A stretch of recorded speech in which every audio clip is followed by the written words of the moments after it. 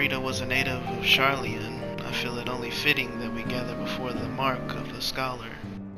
Are you familiar with the stone?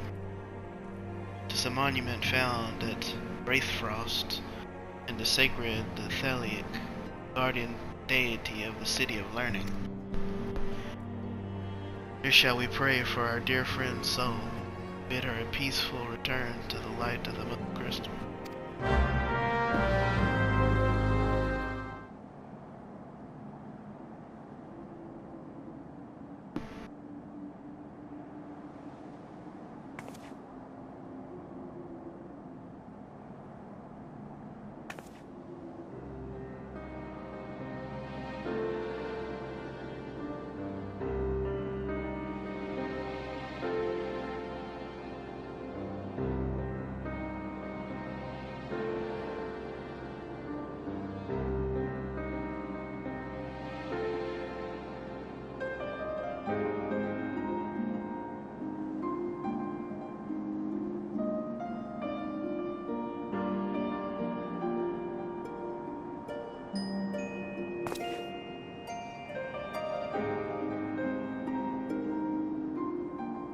Forgive me, Moonbreeder.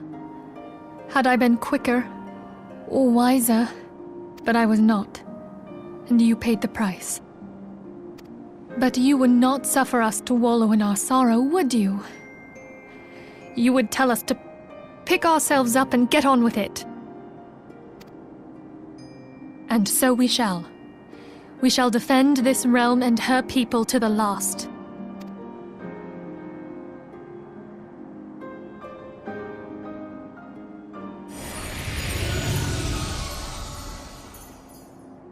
Life for death, a fair exchange. You know what else would be a fair exchange? If I kill you and get my powers back. Other bargains will be struck. Like the bargain of me killing you and getting my powers.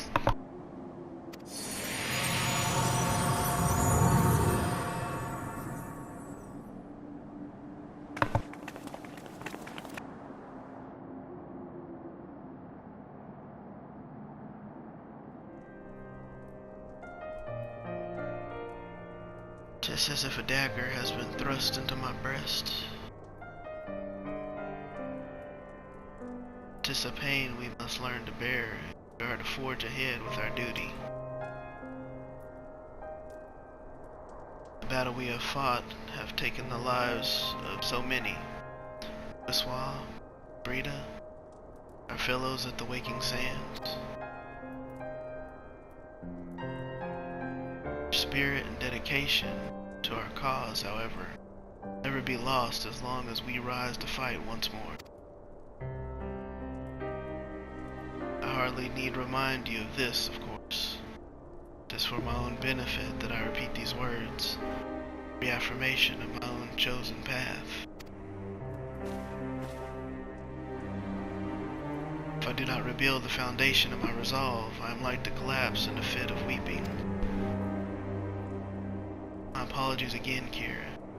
There is no other to whom I could display such weakness. You are my pillar of strength, and I fear I shall have need of your steadfast presence in the days to come.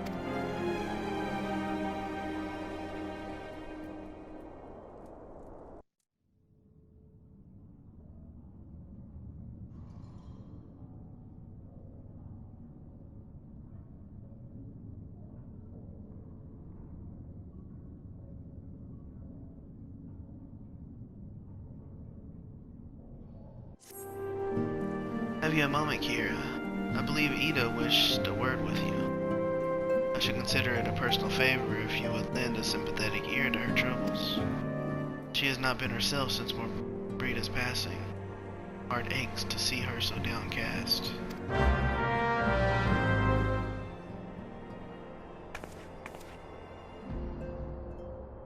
Hey, it's Kira. Great. Oh, it's no use. I'm trying to stay positive, but it's just hard, you know? Thing is, I know Moon would tell me off if she saw me moping around like this. which is why I decided to cheer myself up by getting her a special flower. I placed an order for a moon daisy with Rowena a little while ago, and it's ready to be picked up. Trouble is, I find Rowena a bit difficult at the best of times, and, well, this isn't one of them. I know it's silly, but I just can't face it at the moment. So I was wondering, do you think you could maybe collect it for me? I have the coin to pay for the flower right here. Thank you so much. I'll be waiting for you and the daisy at Wraithfrost.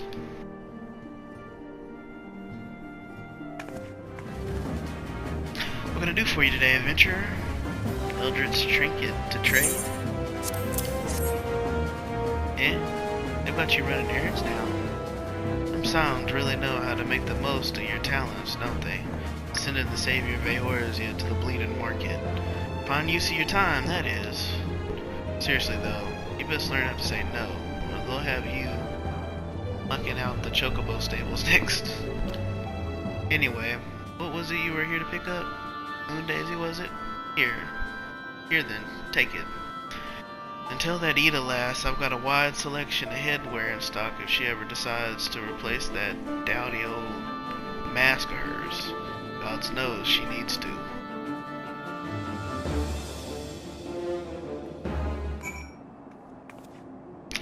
Rowena can be so annoying. She just will not take no for an answer. Every time I visit her, she insists I replace my visor with something more fashionable. And when I tell her I like it just fine the way it is, she says it again, and then again, and then again. It drives me crazy. What I mean to say is, I really appreciate you doing this for me. So anyway, let's see it.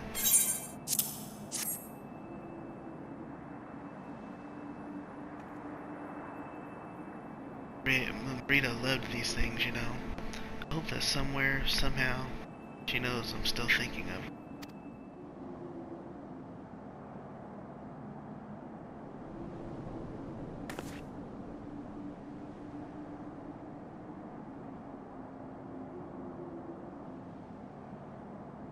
I'll never forget you, Moon. None of us will.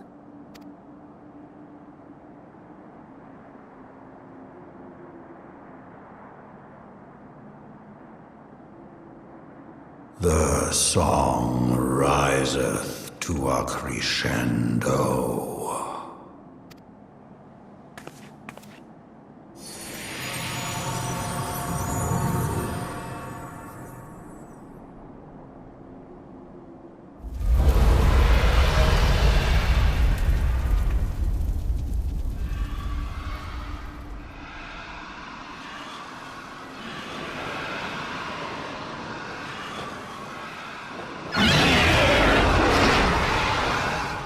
Is that what I think it is?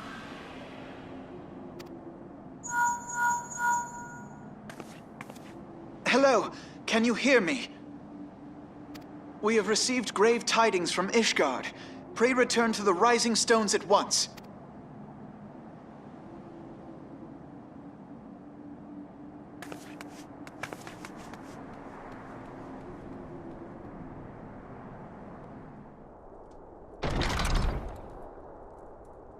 The envoy is here.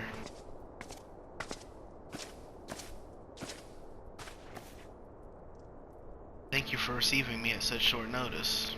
Time is of the essence, so I would forego the usual pleasantries if I may. Certainly. You come with news of the Dravanians? Aye, the dragons have begun their attack in earnest. First wave reached the Central Highlands a short while ago, and battle was joined soon thereafter. Sir Emmerich himself sailed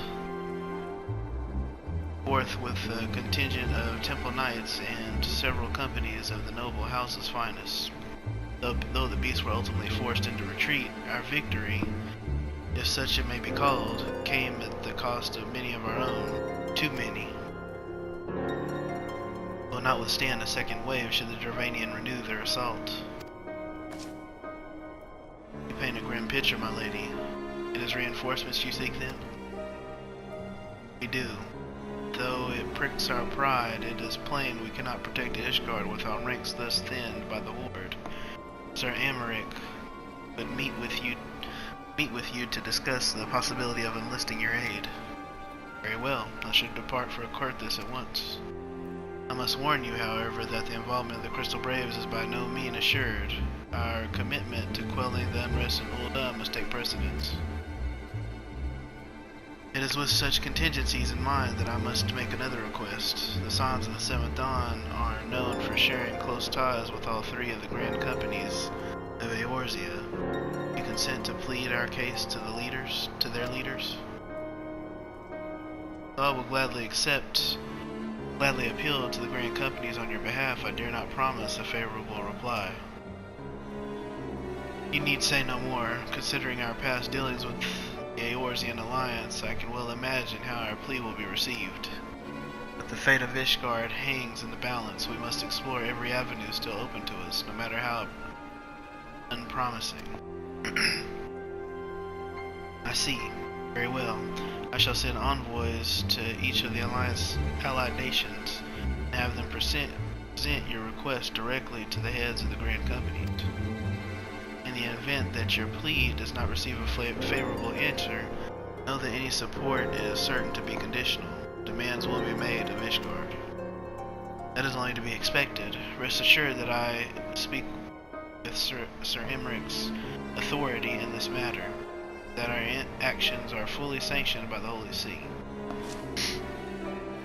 Which brings me to my final requests. Personal appeal to you, Warrior of Light. The Lord Commander much desires to speak with you regardless of your fellows' involvement. You faced Midgard's armor and survived. Anything you can share of your experience may yield us an advantage over our foe. Thank you. You wear the mantle of hero well. It would seem the road leads us both to Camp Dragonhead. Seek me out when you arrive, Kira.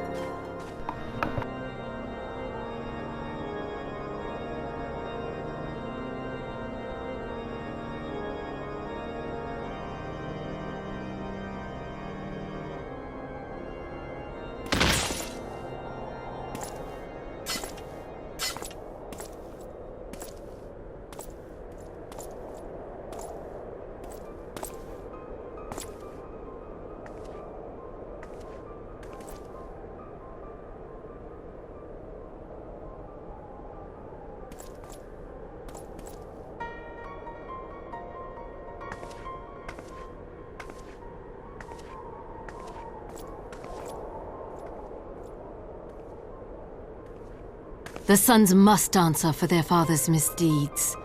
Only then will the cycle be broken.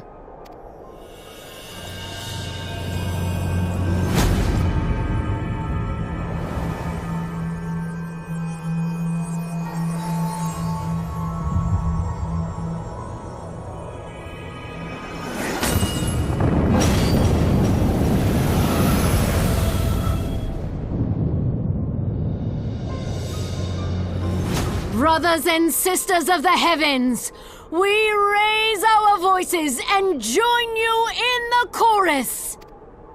The sinner's feeble magics are undone. Come, claim your retribution.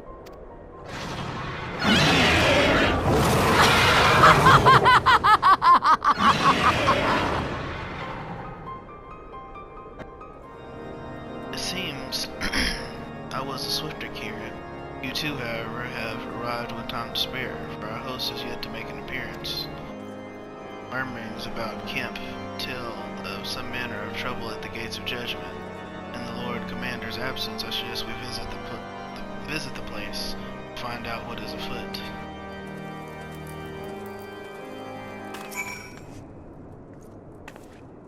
Heretic scum, how dare they meddle with our divine protections?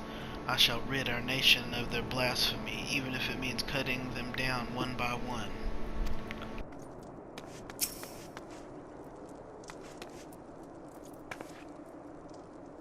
We need not fret over much. There are yet several layers of arcane protections that shield the city from invasion. Mother will be fine.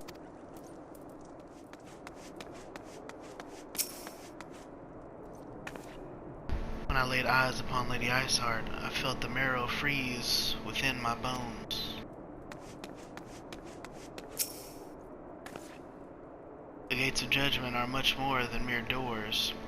They are the outermost layer of Ishgar's magical wards, if our first line of defense can be so easily shattered. 'Twould seem the heretic struck the first, most telling blow against Ishgard.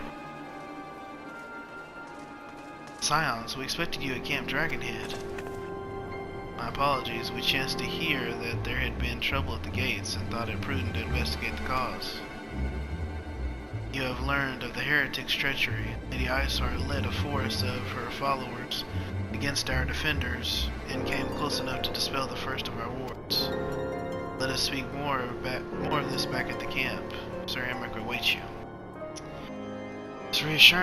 'Tis reassuring indeed to behold the countenance of a friend when one's homeland teeters upon the very brink of disaster. Though a single misstep could send us plunging into the abyss, your heroic presence stokes the flames of courage within my heart. But you did not come to Dragonhead to listen to my prattling. The Lord Commander has arrived and would treat you in the intercessory.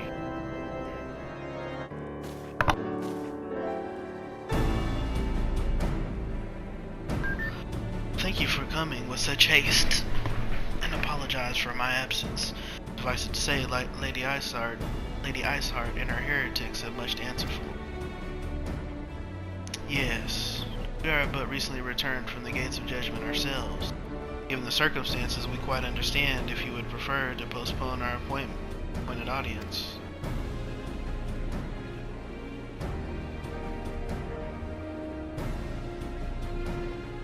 On the contrary, Master Alphanode, I think it more important than ever that this meeting take place. Rest assured, I shall return to my post on Ishgard's walls the moment our business is concluded. Before we move on to the subject of reinforcements, however, I would introduce you to a close friend and stalwart ally, Stinian.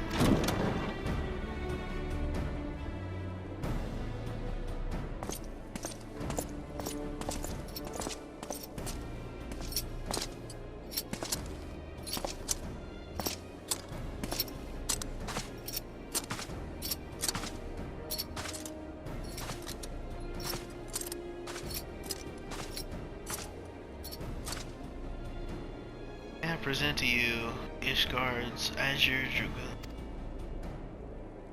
Impressive title, though I confess I know precious little of the Order of the Dragoons.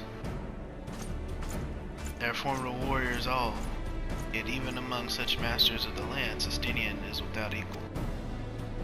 He, out of the warriors of Ishgard, has chosen to wield the power of dragons, and may thus contend with any Dravanian. Flatter me overmuch, Lord Commander. So, you are the adventurer of whom they spoke. See now why my blood fair sang in anticipation of our meeting. Well, now that we have all been introduced, let us proceed to the matter at hand. I would share with you what we have learned of Iceheart's design, as confessed by the heretics taken captive after the assault on the gates.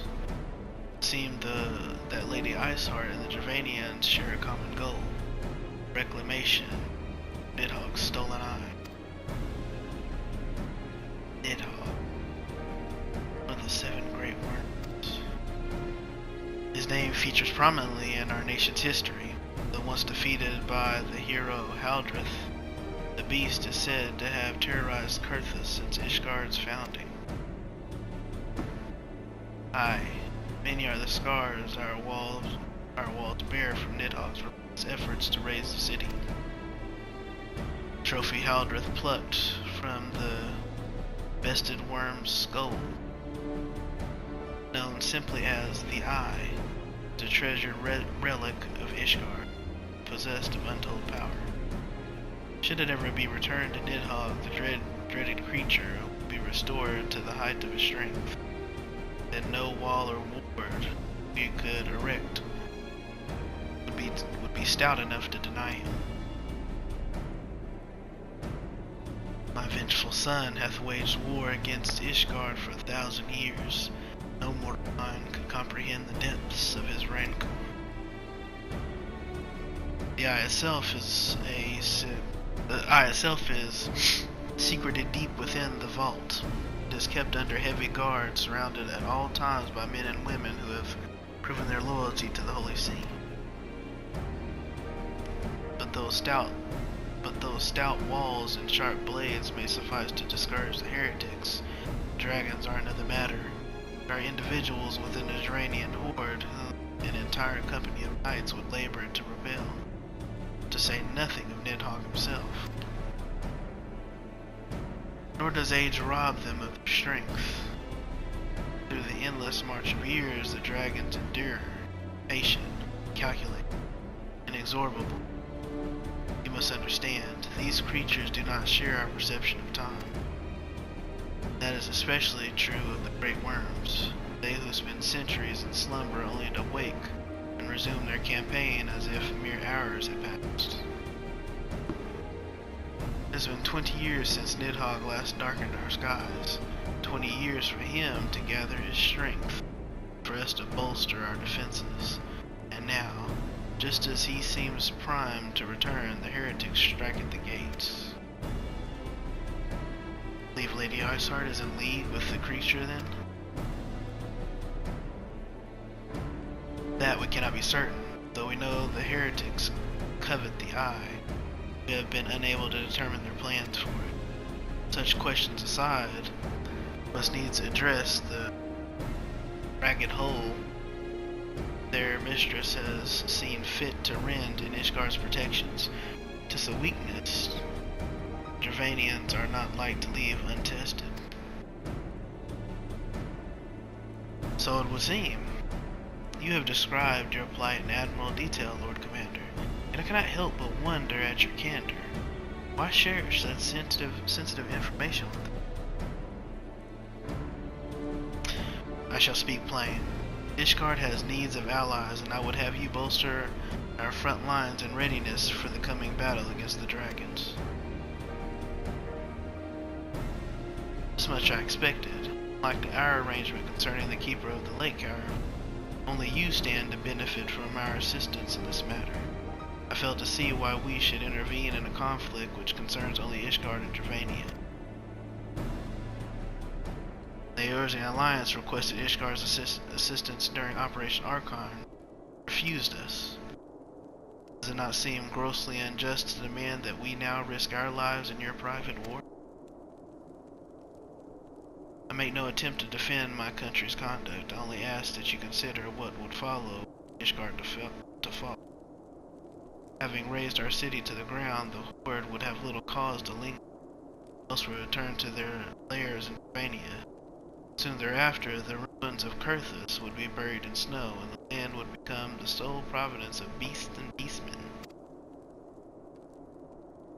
Till the Garland's arrival, that is, for you may be certain that the Empire would not hesitate to claim Kurthus. They would not even have to draw steel.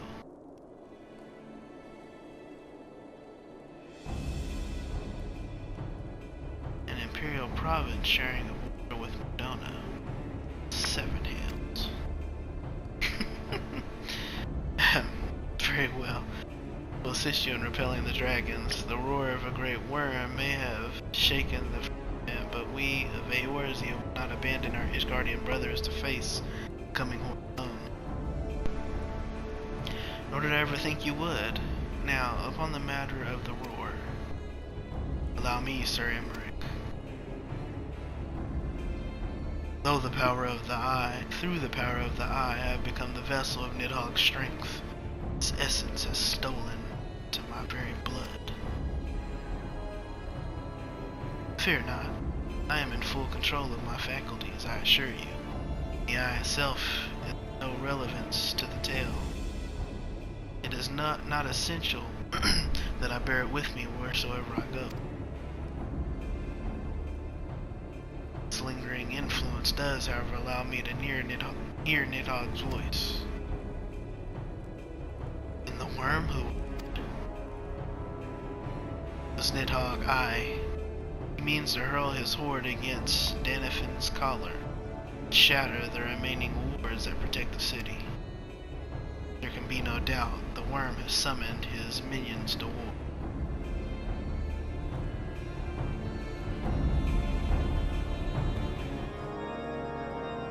Circumstances are far from ideal.